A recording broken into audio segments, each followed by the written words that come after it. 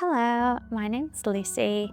Welcome back to the Clarity Podcast. Or if you're new here, hello, thank you so much for coming. And if you are returning, then again, thank you for supporting. I hope you're all loving it. I have an Aperol today because even though your girl is toxic free most of the time, I'm romanticizing this evening, and I've already recorded this once and I had technical issues. So she needs an Aperol.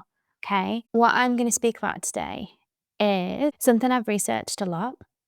I hope that it gives hope for a better world and a better life. And I hope it's thought provoking. And I hope that it brings light at the end of the tunnel for the world that we are living in. I want to talk about the patriarchy. Back to the patriarchy. The first thing I need to do is state that there is a huge misunderstanding about the patriarchy and what that word means. And let me be clear, it is not a critique of men or an individual man. It is not to criticize them. It is not to slander them. To talk about the patriarchy is not to talk about men. It's to talk about a system. It's a system, it's a structure, a societal structure that is in place right now, that we are living in and that humanity has been living in since 3000 BC. It is not about men. And also, the second thing that I want to clarify before delving into this topic that I could talk about for days is that I am not a feminist. I am not here to preach. I'm not here to judge. I'm not a feminist. I believe in men and women, in harmony, in balance, in equality. I believe that the patriarchy that we are in right now, unfortunately, negatively affects both genders. It affects men and women, boys and girls negatively. It shrinks women and it limits men. I'm going to talk about how it does that, where it came from, why it exists, and how we can be free of it, and the hope for a life without it. First off, a matriarchy and a patriarchy are two different things, okay? The definitions are this. A patriarchy is a societal structure where men rule, where men are dominant in all aspects. It means the rule of the father, and it describes a social system where men hold primary power across everything from politics, leadership, property, social privilege, moral authority. It controls family dynamics, parenting styles, your environment, the education system, therefore your childhood wounds as a result of that, relationship behaviors and patterns. It shapes who you are without you even realizing it, basically. And both men and women are victims of this structure. We've all inherited it. We are born into it. It is like someone said a really good point the other day. It's like gravity. Whether you believe it or whether you know about it, it exists. And it's a force that is there all the time. And unfortunately, we are contributing to it also. We are in a self perpetuating cycle because of it. Matriarchy isn't the 180 of that. It's not the complete flip reverse of that. I nearly sang a song then. It's not complete role reversal where women are in place of all of those things I just mentioned. And matriarchy is a balanced societal structure. If you would think of patriarchy as a hierarchy of men to women, and matriarchy is men and women in harmony. So hierarchy, harmony, they're the two ways that you can define it. A matriarchy is centered around the woman. So the way that patriarchy is the ruler of the father, matriarchy is the ruler of the mother. And it's not because women are better than men, it's because it's centered around children, around birth, around the creation of life. And it prospers peace and it is in balance. Men are living in their divine masculinity and women are living in their divine femininity. And Because of that, it's conducive to sacred union, harmony, nurture, care. Everything is beautiful, basically, like almost a more heavenly way of living. History and origin. Okay, so gonna take you back a few million years, gals and guys. 1.5 million years ago is the only time in history that it is theorized that there was a matriarchy. The only other time that a matriarchy was in place, which is absolutely wild, isn't it? Women were considered to be goddesses because they bore fruit the way that trees do when they are ripe. They were divine, they were the portal of creation. You know, imagine humanity evolving, the species of the human race that gave birth to new life. You would place that at the center naturally if you didn't have any prerequisite of how anything should be. They were seen as goddesses, they were worshipped, they were seen as divine, and men were on the peripheral outside of that, around the edge. They were worshippers of the woman, of the portal of creation. They supported the women, they worked for the women, and they worshipped the women. There were no wars.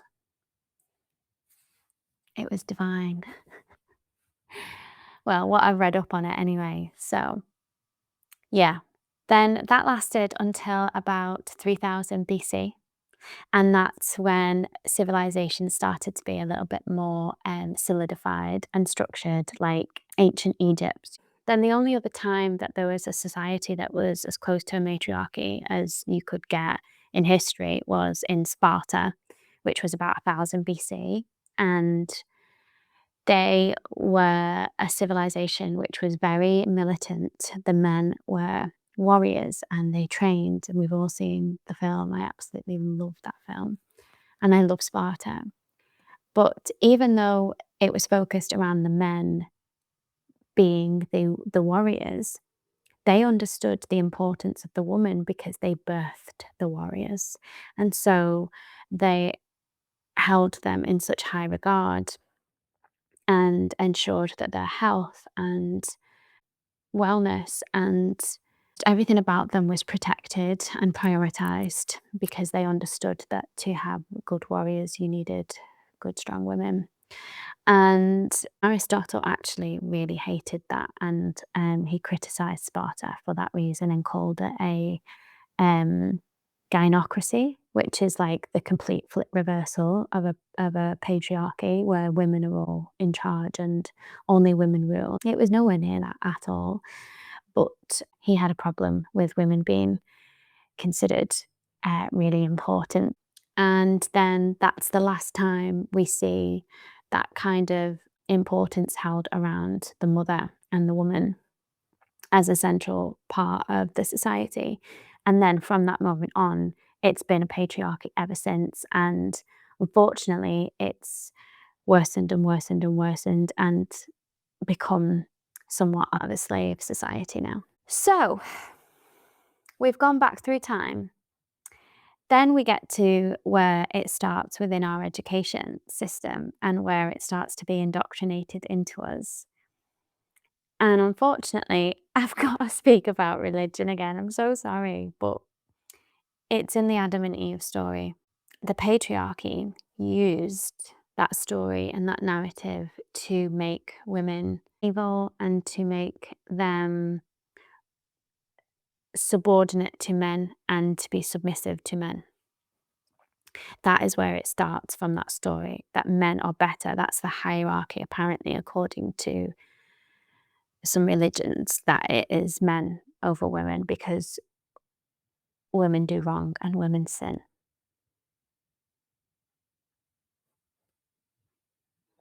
Don't even get me started on Lilith. If you know, you know. Whatever you believe, it's indoctrinated into us at a very early age that men need to be one way and women need to be another, and that men rule and have power over women.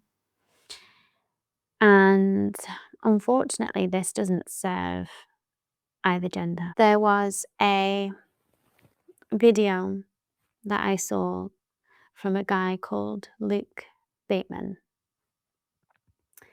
Absolutely gorgeous, but that's by the by. And he spoke about the silence of men, and it was so eloquently put, it was so perfect, and it just made me realize how much the patriarchy affects the men as well. I knew it before, but this just really hammered it home, because from such a young age, boys are taught to be a certain type of way, or else they are shamed into being a cookie cutter masculine stereotype, and if not, they're bullied or called names. Little things and little phrases like, "Don't cry, crying's for girls," or "Crying makes you weak." Male loneliness stemming from the fact that they can't talk to people about their emotions, having to carry the load, having to bear the weight, feeling like they can't share the load, feeling like they have to be strong all the time, feeling like they have to have this image of strength or this certain image. Things like men having to go back to work 2 weeks after their child is born and feeling the pressures of that situation, which isn't fair. There are some tribes in the world where the men are the primary caregivers for the child after birth because the women are cared for by the community. All of those things contribute, unfortunately, to a systematic problem and harrowing stats on male depression and suicide. And that is from the patriarchy. That is what they have placed upon us. And men stay silent around other men because they don't feel like they can stand up for what's right. And so, again, it's a self perpetuating problem that we are all a victim of, but we all contribute to as well. And what it does is, by saying things like, you can't cry, you can't talk to people, it's portraying that anything that's feminine, like emotions or expression or release or talking, is weak. And therefore, women are weak. Then these phrases like, don't run like a girl, or crying's for girls, or you throw like a girl, or these derogatory terms that are meant to communicate that women are less than, girls hear. They hear them and they grow up thinking that. They're not born thinking that they're weak. They are taught it in the patriarchy. It feels so out of balance and it feels so backwards when you start to look at it. There's a lack of respect for women across the world, and they are not held in the regard that they need to be. There is so much evidence that supports this that I could go into, but I won't bore you. And it's not that it's a feminist thing to mention, it's a fact, unfortunately. Whether it's the gender pay gap, whether it's the motherhood penalty of having a 60% decrease in your finances for becoming pregnant or having a child, whether it's the return to work decreases or expectations, whether it's the loss of that, whether it's the lack of support, whether it's the lack of an integrated societal system that provides a doula or postnatal care from a community, or whether it's the medical issues that the majority of pains that women report are labeled as emotional and therefore don't get diagnosis, like endometriosis, for example, whether it's the fact that medical research is based on the physiology of a man most of the time. And so what's right for a man isn't right for us, but we're expected to deal with that. There's a lack of research around the woman's physiology. Things like the birth control being placed upon a woman because men didn't want to have the side effects, but women have had to bear the weight of that. Or whether it's to do with the fact that only 1 in 7 countries have females in leadership roles. Even though data suggests that empathy and emotional intelligence which are predominantly feminine qualities, make for better leaders, make for more sustainable leaders, and make for higher organizational growth. So we have all of those issues for men, all of those issues for women. And what's more is, what's been lost is this harmony, because we are all contributing to the downfall. We're all divided in it. Women criticizing women, men criticizing men staying silent around men that speak badly about women not giving men a space to be emotional, men not feeling like they can be inherently themselves, women feeling a lack of support and a lack of respect, and we're all contributing to it. Yet, if we were in harmony, there is such a thing called sacred union, right? And it's where a divine feminine and a divine masculine come together, and they use each other's strengths to become the most powerful team. They balance each other out, they regulate each other, they play to each other's strengths, they help each other to ascend, right? And if you have an environment which is conducive to that, you live in the highest frequency and you gain the best out of yourself. A woman cannot be truly a divine feminine without a masculine, and vice versa. I believe sacred union and a matriarchy is the way forward. Imagine a society where any political or leadership decisions were responded to with, but how does this support the mother? How does this support creation? How does this support the child? How does this support the portal of creation? And that is the first and foremost concern, always. Men and women working in harmony. The emotional intelligence and empathy of women, the intuition of women, the creativity, the nurturing, the care,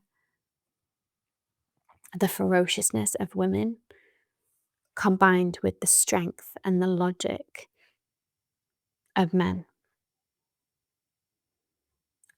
They each have beautiful qualities that help and that harmonize and balance each other out. It's like the women are the cogs and the men are the machine, and it would be a world within which mothers were centered and children were centered and men and women worked together in balance to support that. And there would be no discrimination. It would just harness the best of everybody. I believe that as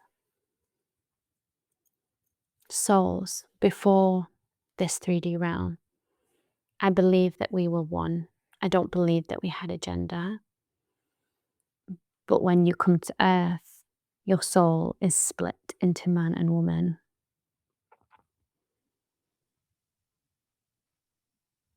And to get the best out of living on this earth, the man and the woman has to come together in union to find their divine counterpart and to live in that matriarchy where the creation of life is at the center of all. Because why wouldn't it be? And it's not to say men are better than women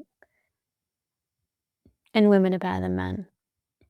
It's about balance. It's about how people live. It would be about villages. It would be about community.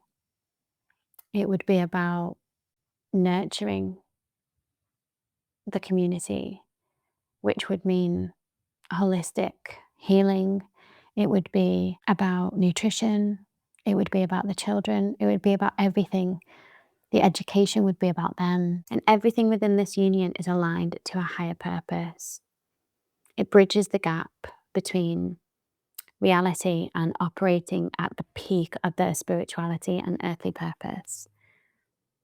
The unions aren't soulmates or twin flames. Forget any of that. It's just about divine femininity and divine masculine coming together to serve a mission and a primary function, and that is to have a dynamic and a system through which individuals fully embody and manifest their highest form. That's a matriarchy. It's a divine, sacred union matriarchy. Ah, if only. It's just everything I could ever dream of. I wonder if you feel the same way. So, ways that we can get there. Noticing it, having like an awareness check of if things trigger you, or if you have arguments with anybody, like your boss or your partner, or if you see somebody else, maybe having a conversation where one side of it is triggered by patriarchal views, or if you notice within yourself, hold on a minute, is that my soul that's been triggered by that, or is that a patriarchal conditioning thing? Noticing that within yourself is huge. Doing shadow work, as always, like with every single episode that I speak about, because if you can wake up tomorrow and start to heal yourself and undo all of the conditioning and realizing your divine essence, whether you're a masculine or feminine, we will inherently get back to a matriarchy anyway, because a divine union only thrives in a matriarchy. Undo the conditioning of the patriarchy and get back to your soul's true purpose and find your divinity. Because then your true masculine energy, whether you are female, male, and your true feminine energy, whether you're female or male, will start to speak to you. And that's listening to your true intuition and your true voice. And not living in this backwards, out of line patriarchy. There's no other word for it without me swearing anyway. Anyway. Oh, and also supporting mothers, like whether it's in your community, whether it's in your friends or family, supporting mothers, supporting women, supporting pregnant women, just the creation of life, the portal of creation, supporting them, doing something for them, noticing where they're being unfairly treated and helping to contribute to better ways. Men, speaking up when you hear other men disrespecting women, because I've not even touched on the disrespect to women across the world, the male violence towards women across the world, the legal asymmetry in the world about the laws against women's bodies versus the fact that men don't have that issue. Not even touched on half of the stuff. Honestly, I could do a part 2 on this one as well, but I'm keeping it as light as possible. So yeah, speaking up when you hear other men, as a man speaking up to other men, because I think women speaking up to men won't have the same effect as men calling men out, and women calling women out when we see a lack of support there as well. And allowing women to play more of a leadership role within your work or your life. If you are a boss or an employer, create a little matriarchy within your world, create a matriarchy within your business, create a matriarchy within your circle. And if we all find our way back, it will be the most beautiful time to be alive. And I hope and I pray that I'm going to be a part of it. I feel like it's coming. And some people believe that Jesus' teachings said that the patriarchy has to be undone, basically. So you never know. I could be prophesized in here. I love men and love women. I respect them both. I'm not calling anyone out. I just want to bring awareness to what we are living in so that we can start to make a change and shift. The change that I'm speaking about would be a shift from a society centered around work and money and structure and graft and corporation into a society which is based, like I said, more around nurture and slower way of life and well-being and sovereignty and reclaiming creation. It's not about shifting the power from one gender to another, it's about shifting the dynamic from hierarchy to harmony. By reclaiming our sovereignty and our divinity, we aren't just fixing a problem, we're building a foundation for a new way of existing, literally the new earth. And we are moving from the box that we were born into towards the freedom that we were meant to inhabit. I hope I covered everything. I could do a part 2. I could talk all day. Cheers. See you on the next one.